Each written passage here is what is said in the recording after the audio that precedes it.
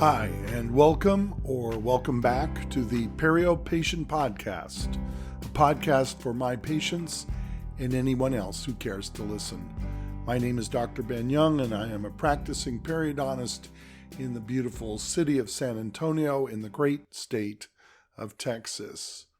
If this is your first episode, you have jumped in on number 87, which means there's a lot of earlier information that is definitely relevant to you. The best two ways to look at previous episode topics are either number one, subscribe to this podcast through whatever podcast site you get your downloads and then scan topics there. Or secondly, you can go to my website and there you'll find podcasts listed in various information tabs. I've discussed insurance, the fact we no longer need lead shields when taking x-rays, and dozens of other topics just for you, a dental patient, or more specifically, a periodontal patient. Also, it is always a good idea, periodically, to review the 15-minute video on my website's homepage called A Tooth Has 4 Parts. I call it this because that is all a tooth has, just 4 parts. The point being that it is not so complicated that you can't understand at a fairly sophisticated level what periodontal disease is, what causes it, and how to manage it, which is one of your 2 jobs. It will also tell you what my 2 jobs are. A little background on this presentation, and I've told this story elsewhere, so this might be a little review for you here. I developed this story, A Tooth Has 4 Parts, while a young captain in the Air Force when I was stationed overseas at Hahn Air Base, Germany. I was a general dentist and had just come out of a 1-year post-dental school residency called a general practice residency. And because I had this extra year of Air Force-directed dental training, I was then assigned to a base with only one specialist who was not a periodontist. So my boss, Colonel Helder, assigned me as the clinic's go-to guy for periodontal problems. Because my workload began to take on many new periodontal cases a week, it quickly became clear to me that I needed to formalize my presentation. This did a number of good things for me and the patients. First, trying to explain things in new and creative ways for every patient is exhausting. It also leaves you with the problem of not remembering exactly what you told each patient. By standardizing the presentation, I could understand how much time I needed to give it. I could also train others to give it, and I no longer needed to remember what I told people specifically. And now, it's even better because it's a video presentation. Eventually, in my Air Force career, I became the director of the Periodontal Therapist Program, which was, at that time, essentially a 1-year training program for enlisted dental assistants to be trained in dental hygiene procedures in order to support periodontists and periodontal patients at Air Force clinics all over the world. A Tooth Has 4 Parts became a part of that curriculum. So what does all of this tell you about me? First, that my career path is not a normal one. I've been trained an equivalent of 4 additional years following dental school within the Air Force. I've also spent a great deal of time in education on the teaching side. I've taught everyone from dental students, dental hygiene students, graduate periodontal students, and dentists at local, regional, and national meetings. Following retiring from active duty, I started into private practice here in San Antonio, Texas.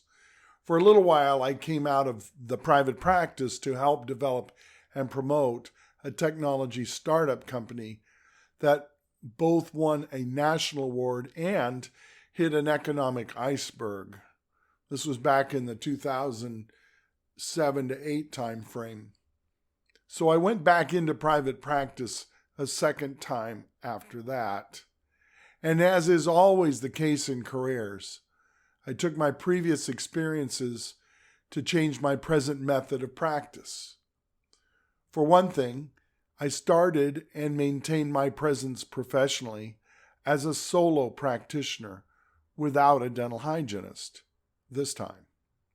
I wrote a book to help patients with one of their two responsibilities, as explained in the video, and that has to do with daily plaque control or health management, the things they needed to do every day to maintain their own health. And this covers about 80% of their health requirements, by the way. The title of the book is The Joy of Flossing. It can be found on Amazon, both in soft cover and Kindle download.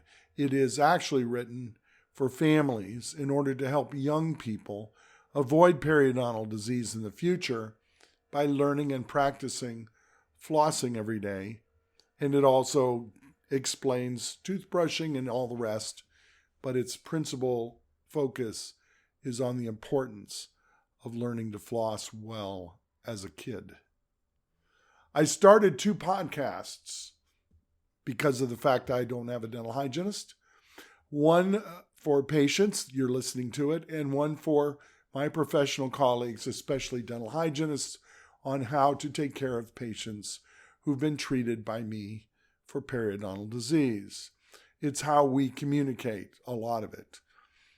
I took my extensive cutting edge at the time knowledge about guided surgical procedures and the placement of dental implants to improve outcomes in this area in my periodontal practice.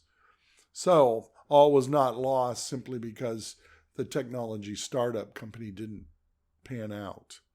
The technology stayed in society, in dentistry, and I've been using it ever since.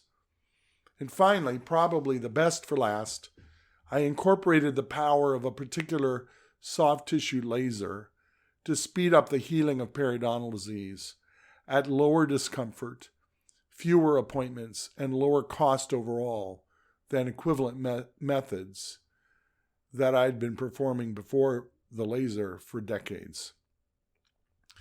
One problem became necessary to overcome in order to provide laser therapy to patients, and that was the fact that dental insurance companies do not have a laser insurance code and look to turn down this treatment at every opportunity they can.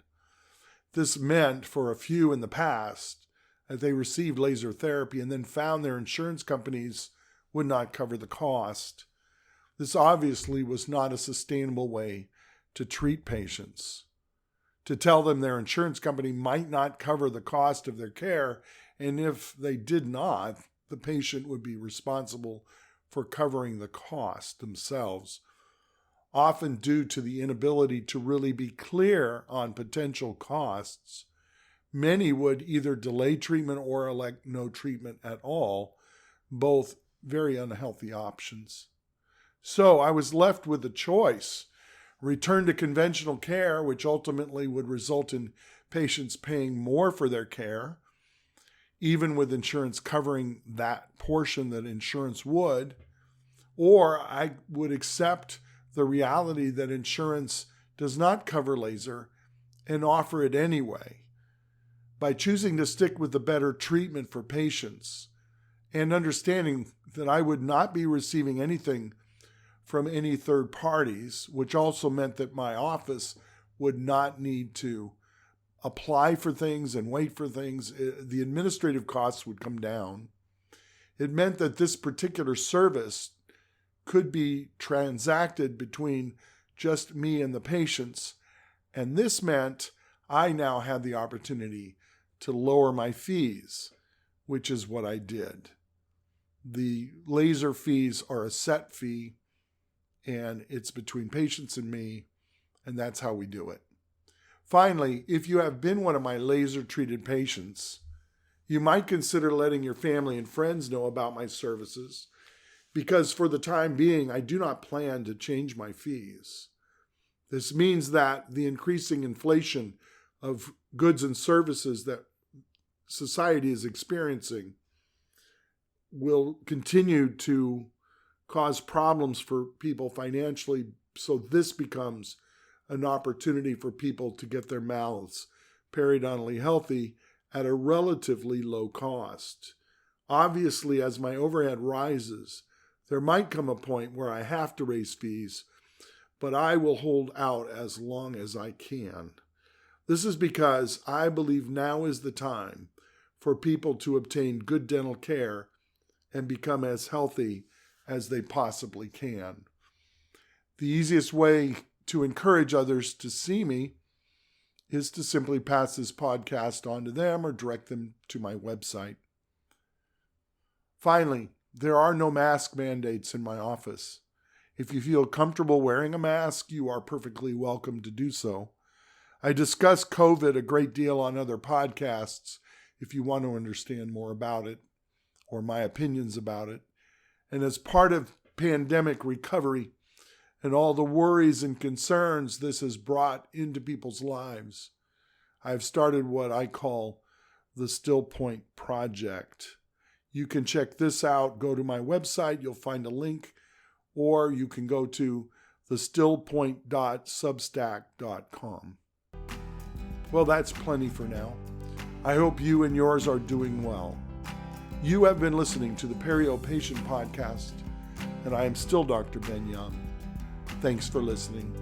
Bye for now.